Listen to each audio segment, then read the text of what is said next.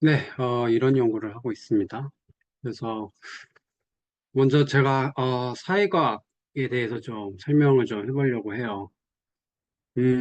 이 슬라이드를 준비한 이유는 제가 사회과학을 연구한다라고 했을 때 사람들이 이제 왜 거기에 과학이 붙느냐 이런 질문을 많이 받습니다. 그래서 한번 준비해 봤는데 사회과학에 대해서 이제 챗 GPT한테 한번 물어보니까 그 정의를 인간 사회와 그 안에서 이루어지는 다양한 현상을 연구하는 학문이다라고 정의를 해주더라고요.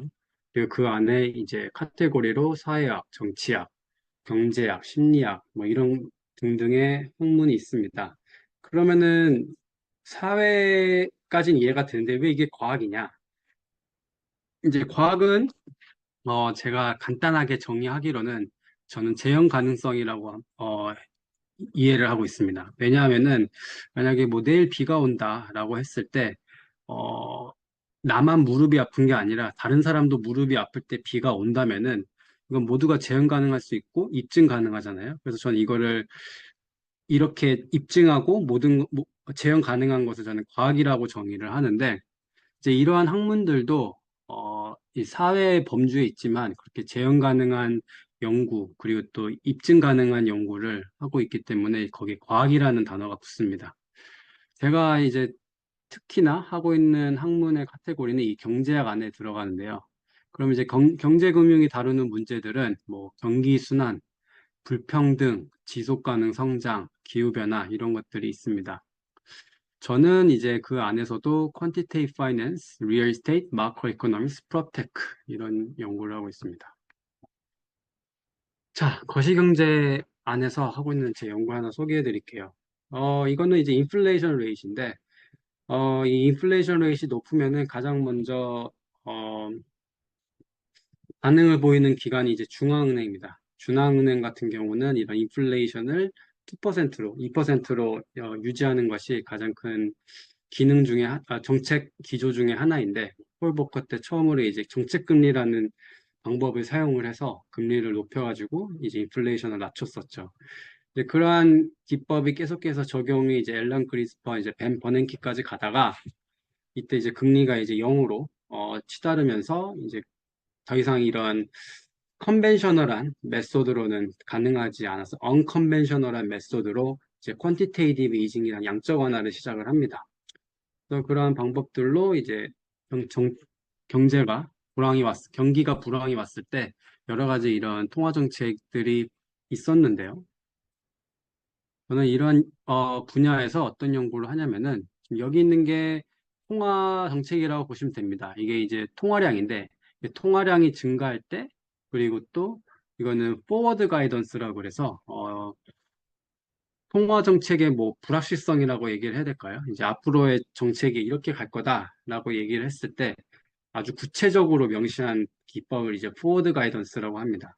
이런 통화 정책 불확실성이 감소할 때 이러한 두 가지 샥이 있을 때 다른 거시경제 변수에는 이런 영향이 있더라라는 것을 이제 시뮬레이션을 통해서 이제 연구한 내용입니다. 또 다른 범주로 퀀티테이프 파이낸스 분야가 있는데 왼쪽에 있는 이 그림은 뭐냐면은 이제 사람들이 평소에는 자기 어떤 합리적인 기대를 가지고 주식을 삽니다. 바이셀을 하는데 평소에는 자기가 선택을 하겠죠. 내가 바이 할 거다, 셀 할 거다. 근데 이제 뭐 사건이 터져요. 뭐 주식시장이나 뭐 사회에 어떤 큰 사건이 발생했을 때 불확실성이 높아지게 됩니다. 이렇게 주식시장에서 이런 불확실성이 증가할 때 사람들은 정보의 갭을 느껴요.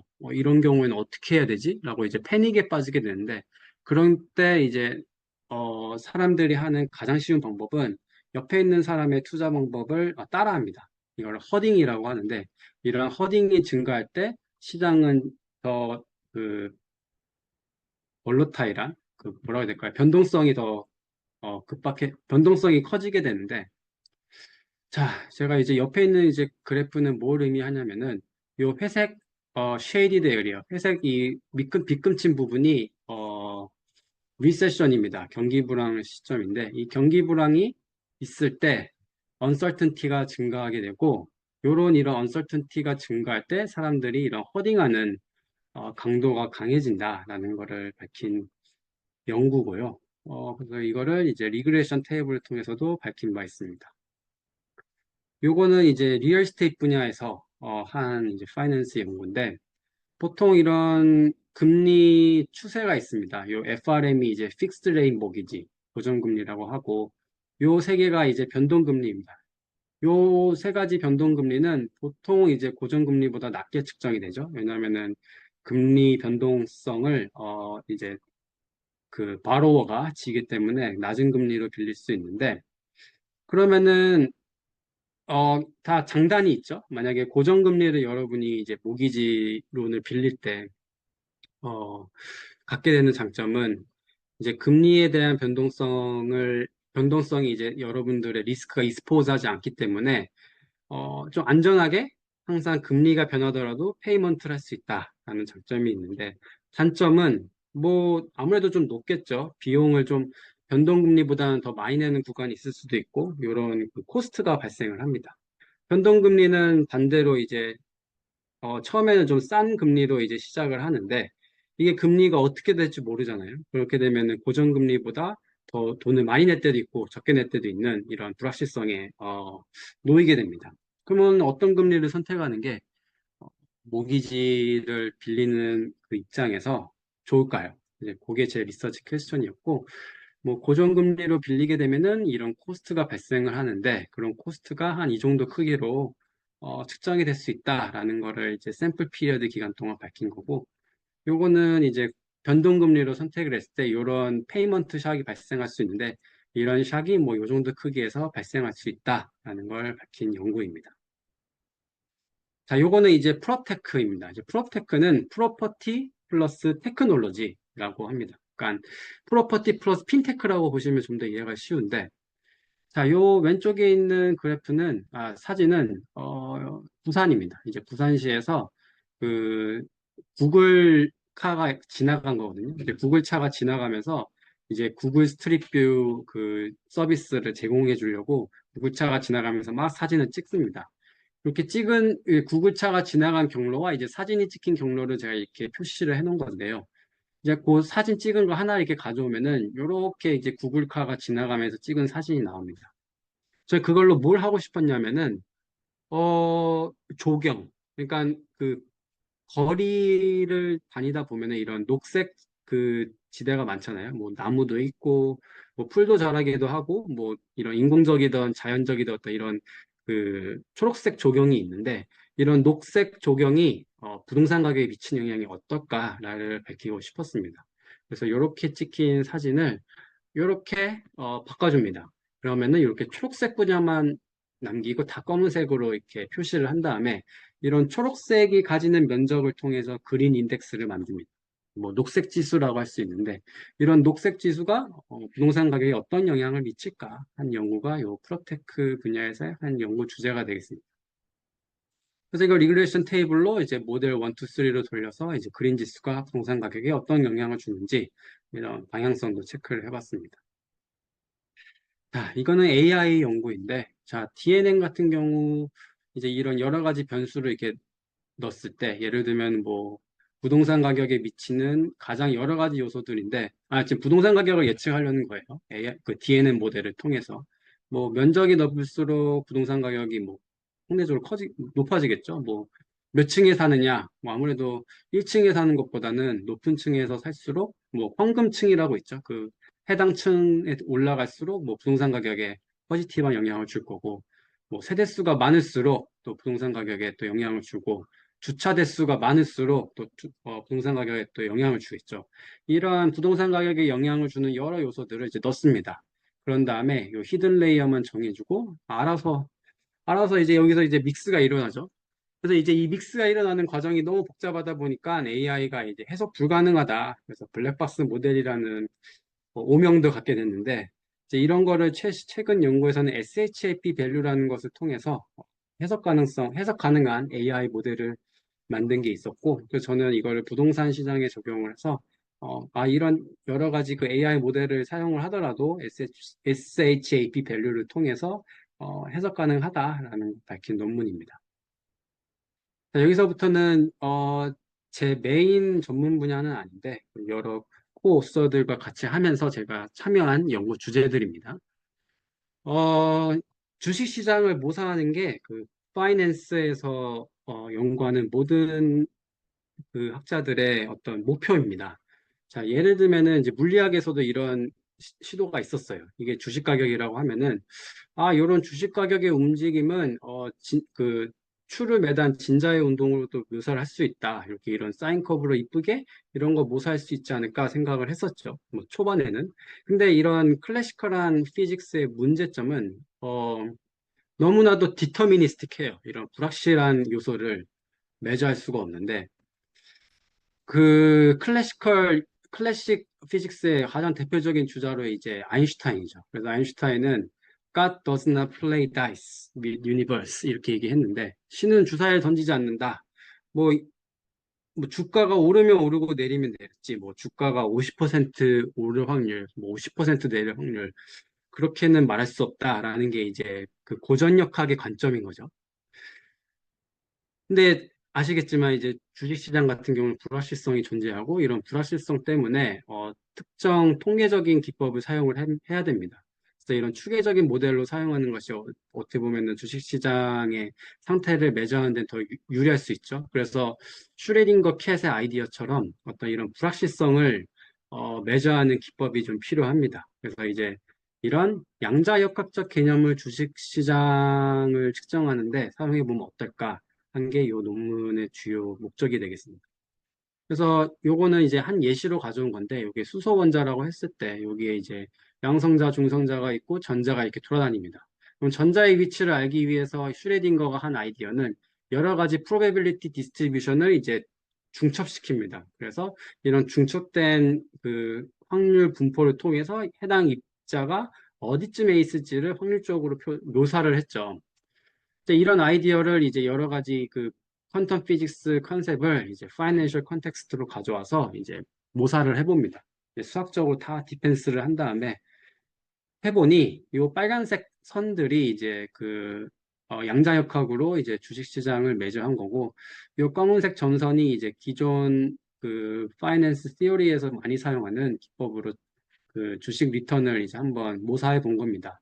요거는 리츠고, 요거는 채권, 요거는 주식인데, 아무래도 빨강색, 그 양자역학으로 매저한 기법이 더 잘 맞는다라는 것을 밝힌 논문이 되겠습니다. 어, 자, 요것도 재밌는 논문인데, 요 디디에르 소르네타는 학자가 있습니다. 이분은 사실 지질학자예요. 뭐, 주식하고는 전혀 관계가 없는 분이신데, 이분이 이제 금융 쪽에서 현재 일을 하고 계십니다. 뭐, 지질학자라서 한 연구가 되게 재밌어요. 여기 이렇게 지진이 이렇게 발생을 했을 때, 요 지진의 여러 가지 특성을 분석을 해서 언제 지진이 일어날지를 이렇게 측정을 합니다.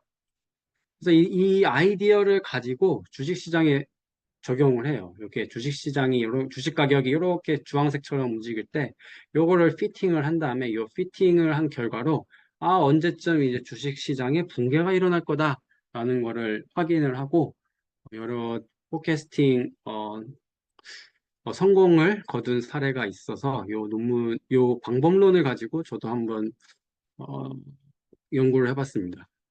그래서 요거는 이제 코로나 시기고, 요거는 이제 2008년 금융위기 시기인데 둘 다 잘 맞아요.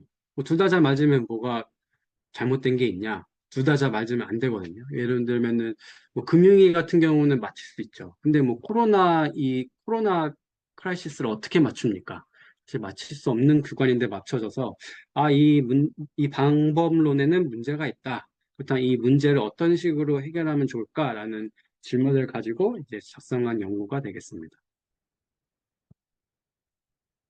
자, 요거는 이제 사실 제가 스포츠 연구를 한 사람은 아닌데, 제가 이렇게 2020년 도쿄올림픽 보다가 한 가지 재밌는 현상이 발견을 해서 석사 친구하고 함께 한번 작성해 봤습니다. 프리미어 리그, 그 축구로 유명한 그 4대 리그 중에 하나인데, 요 프리미어 리그를 가지고 연구한 여러 논문을 보면, 어웨이 팀한테 그 심판이 불리한 판정을 내린다라는 그 그 연구 결과들이 되게 많아요. 그러니까 어웨이 팀한테 계속해서 이런 그 옐로우 카드를 든다는 거죠. 그래가지고 그럼 그렇게 한 이유가 뭐냐? 그럼 그걸 크라우드 이펙트라고 하거든요. 관중들이 이제 홈팀한테 아주 열광적으로 그 응원을 하니까 그 심판도 거기에 압도돼서 심판도 이런 정확한 그 초이스를 내리지 못한다라는 여러 가지 연구들이 있었는데 저는 맨 처음에 뭐 그럴 수도 있겠다라고 생각을 했는데 이제 도쿄올림픽을 보다가 그 제 가장 재밌게 봤던 게 배구 경기였거든요.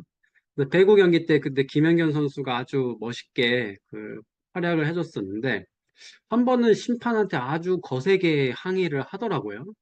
그래서 저렇게 거세게 항의해도 되나? 조금 심하다 싶을 정도로 거세게 항의를 하던데 그래서 경기 끝나고 이제 인터뷰를 했어요. 왜 김연경 선수는 그때 거세게 항의했습니까? 라고 하니까 그 김연경 선수가 한 말이 우리 팀이 너무 분위기가 다운이 돼서 이런 다운된 분위기를 좀 업시키려면은 내가 스스로 조금 자극을 줄 필요가 있다라고 생각을 해서 그런 강한 항의를 했다고 해요.